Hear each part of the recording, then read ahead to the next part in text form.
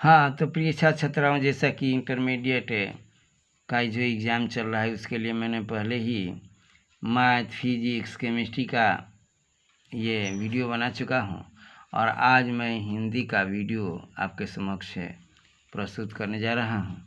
सो देखिए, पहला प्रश्न हमारा है, क्या है पहला प्रश्न? सो देख लीजिए, ये है सेंटर। हाँ, तो ये सेंटर पे एग्ज़ाम 2022 का जो प्रश्न पत्र मिला है वो हिंदी का है और इसमें आइए चलते हैं सब्जेक्टिव प्रश्न की तरफ। हाँ, सब्जेक्टिव प्रश्नों में ये खंड ब है और इसमें पहला जो प्रश्न हमारा है, सो इसमें पहले प्रश्न में दिया गया है कि निम्नलिखित में से किसी एक विषय पर निबंध लिखें। जैसे है स्वच्छ भारत अभियान, वृक्षारोपण, ग्रामीण जीवन, शराबबंदी, बेरोजगारी, महामारी, ये सब प्रश्न पूछा गया है। सो इसमें से किसी एक का ही आपको जवाब देना है। तो आइए चलते हैं हम लोग शराबबंदी की तरफ। तब मद्य निषेध से तात्पर्य है मद अथवा मदिरा को पीने पर रोक लगाना। भारत जैसे निर्धन देश में जहाँ मदिरा पान करना एक विलासिता है, मद्य निषेध अत्यंत आवश्यक है। यद्यपि मद्यपान का मतलब मदिरा पान यानी शराब पीना आधुनिक समाज के लिए अनिवार्य सा बन गया है, क्योंकि आदत में बन गया है और आदत संबंधी आवश्यकता ये आवश्यक आवश्यकता में आ जाती है।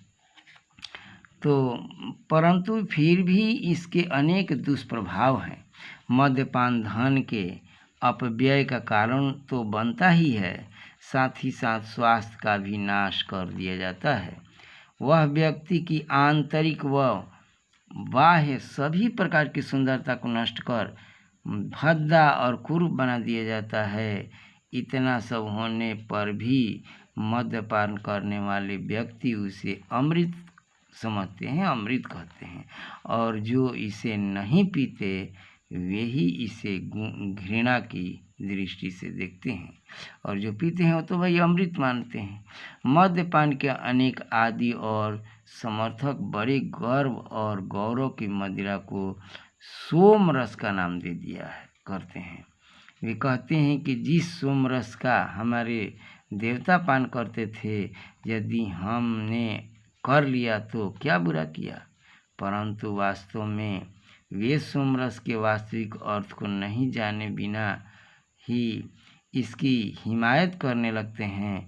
वास्तव में सोमरस सोमलता से प्राप्त रस है, एक प्रकार का स्वास्थ्यप्रद टॉनिक था।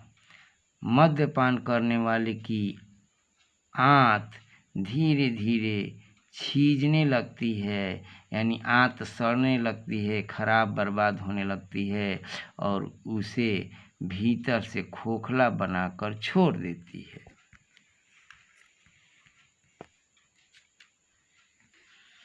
हाँ भाई, तो दूसरा प्रश्न हमारा है कि निम्नलिखित में से किन्हीं दो अवतरणों के सप्रसंग व्याख्या करें।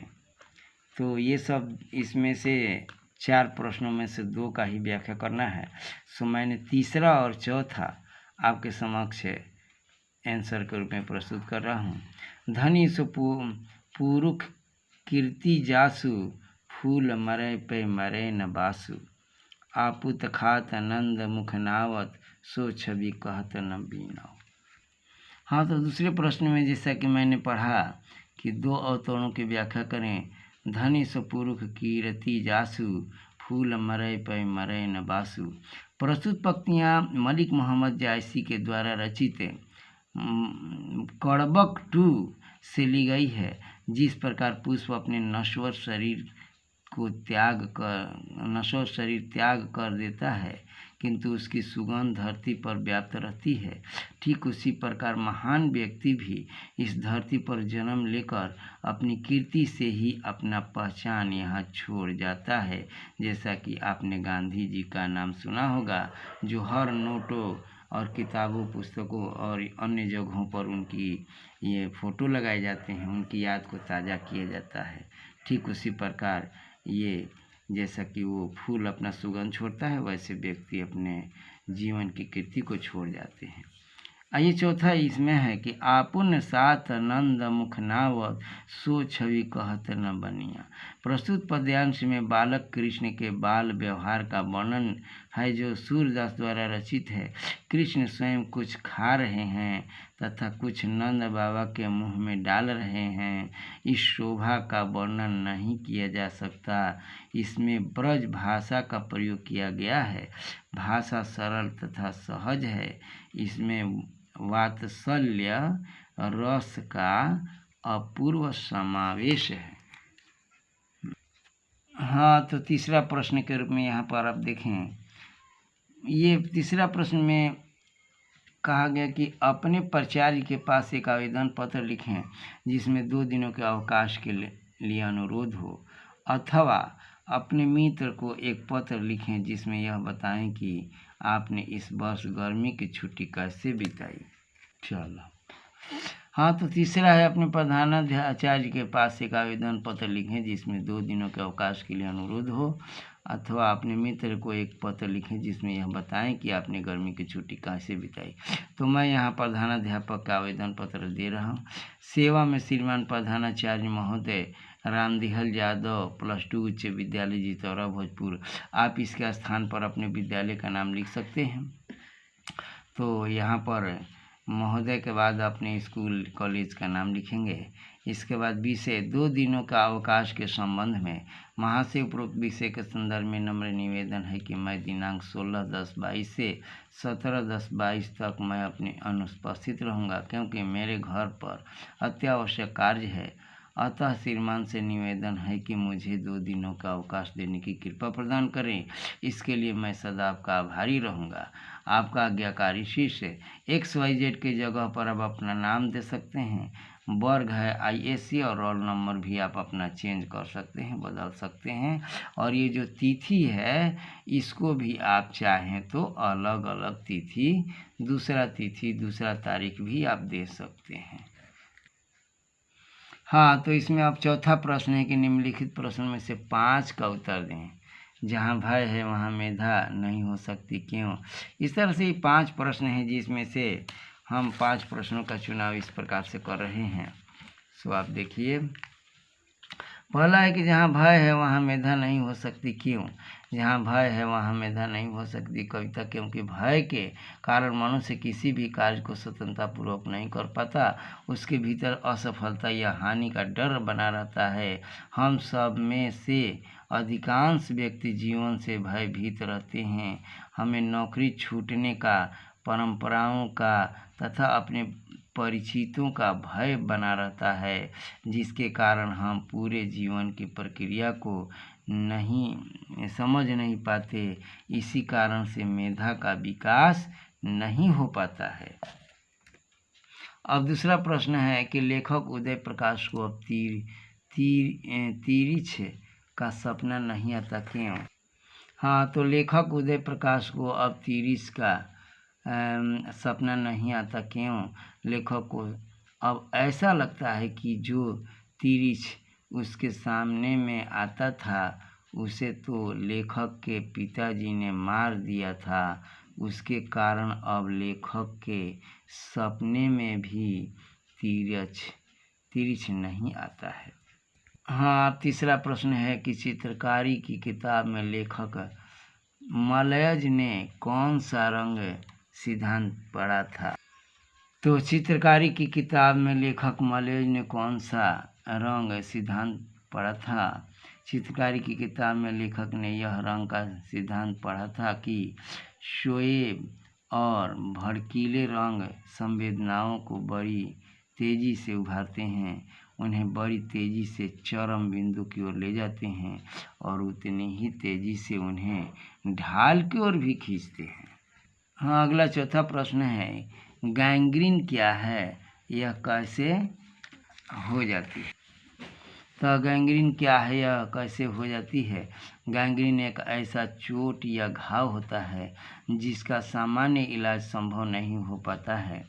जब घाव ठीक नहीं होता और उसके बजाय गलने लगता है और बढ़ने लगता है, तब यह गैंग्रीन का रूप ले लेता है। हाँ, तो 7वां प्रश्न है कि तुलसी के हृदय में किसका डर है? तो तुलसी के हृदय में किसका डर है? तुलसी के हृदय में यही डर है कि यदि उनके बारे में माता सीता श्री राम से चर्चा नहीं की तो वो इस भवसागर से कैसे मुक्ति प्राप्त करेंगे। वे पुनः जन्म नहीं चाहते हैं। यह तभी संभव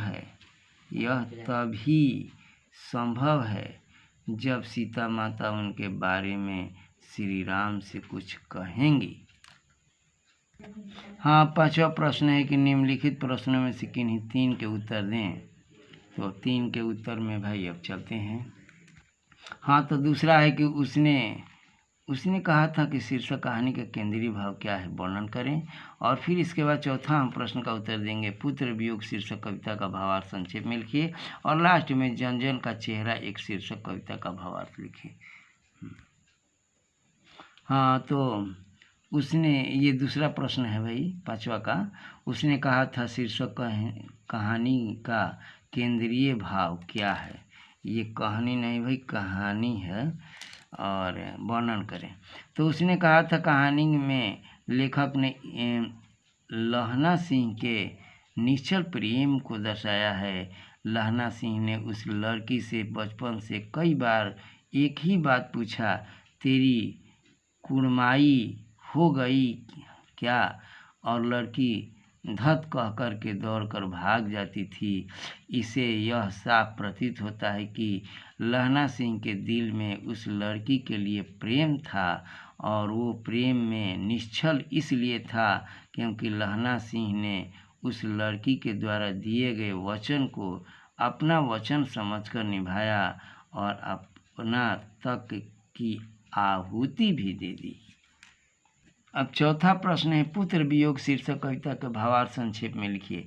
तो प्रसिद्ध लेखिका सुभद्रा कुमारी चौहान द्वारा रचित यह पाठ पुत्र वियोग बड़ा ही मार्मिक यहाँ पर वियोग बड़ा ही मार्मिक है। एक माँ के लिए उसके बेटे से बढ़कर और कुछ नहीं हो सकता। उसका बेटा ही उसके लिए सब कुछ होता है। माँ अपने बेटे की हर समय कष्ट से बचाने का प्रयास करती है। वह अपने बेटे को सलामती की दुआ के लिए मंदिर, मस्जिद, मजार सब जगह माथा टेकती रहती है। पुत्र के बिना माँ का जीवन नीरस तथा जटिल हो जाता है। वह अपने पुत्र को पाना चाहती है, उसे जी भर कर प्यार करना चाहती है, उसे कहना चाहती है कि वह उसे छोड़कर कहीं नहीं जाए। उसके भाई बहन पिता भले ही कुछ समय के लिए भुला दें, लेकिन दिन रात साथ रहने वाली माँ उसे कैसे भूल सकती है और अपने मन को भी मना सकती है। हाँ, छठा प्रश्न है, जन जन का चेहरा एक शीर्षक कविता का भावार्थ लिखिए। तो प्रस्तुत कविता गजानन माधव मुक्तिबोध द्वारा रचित है। उसमें पीड़ित और संघर्षशील तथा मानवोचित अधिकारों के लिए कर्मरत जनता का चित्र प्रस्तुत किया गया है। यह जनता दुनिया के तमाशा देशों में संघर्ष है और अपने कर्म परिश्रम से न्याय, शांति तथा बंधुत्व की दिशा में प्रयासरत है। कवि इस जनता में एक अंतर्वर्ती एकता दिखता है और इसी एकता की कविता का काव्य बनकर संघर्षकारी संकल्प में प्रेरणा तथा उत्साह का संचार करता है। कवि पूंजीवादी समाज को शोषक और मजदूरों के शोषित वर्ग के रूप में देखता है। वह प्रकृति के हर अंग में मजदूरों के दुख देखता है। कवि ने इन शीर्षकों को दानव दुरात्मा कहकर के संबोधित किया। कवि मजदूरों के संबंध में यह कहते हैं कि उन्हें अपना अधिकार यह लेने पर ही उनका जीवन संतुष्ट हो पाएगा। शोषित वर्ग द्वारा प्राप्त इस विजय पर गाए जाने वाला विजय गीत भी एक सा है। हाँ भाई, तो अब छठा प्रश्न है, निम्नलिखित अवतरणों में से किसी एक का संक्षेपण करें। 2 गो दिया है संक्षेपण करने के लिए, जिसमें से एक का संक्षेपण करना है। सो इसमें ये दिया गया है कि हमारे देश में हाल हाल तक गुलाम बना रहा नागरिक स्वतंत्रता का मूल्य समझना ज़रा कठिन है। अभी हमारे देश की जनता का ध्यान रोटी, कपड़ा, मकान और रोजगार की ओर आया है। प्रायः लोग यह कहते सुनाई देते हैं कि हमें इससे मतलब नहीं कि देश में किसका शासन है, जनतंत्र है या तानाशाही, हमें तो रोटी चाहिए, रोजगार चाहिए, दवा चाहिए। इन आवश्यकताओं को कोई भी पूरा करे। जनता की ऐसी मानसिक स्थिति ठीक नहीं। यदि जनता की सूझ ऐसी ही रही तो फिर स्वतंत्रता का जो असीम बलिदान देकर प्राप्त की गई है वह मिट जाएगी। छठवा देखा हो। हाँ, तो छठा जो प्रश्न है वो संक्षेपण है, और संक्षेपण में शीर्षक देना पड़ता है। तो शीर्षक इसमें आप दे सकते हैं रोटी, कपड़ा, मकान, और या तो आप दे सकते हैं कि स्वतंत्रता का मूल मंत्र। इस तरह से दोनों शीर्षक सटीक लगते हैं।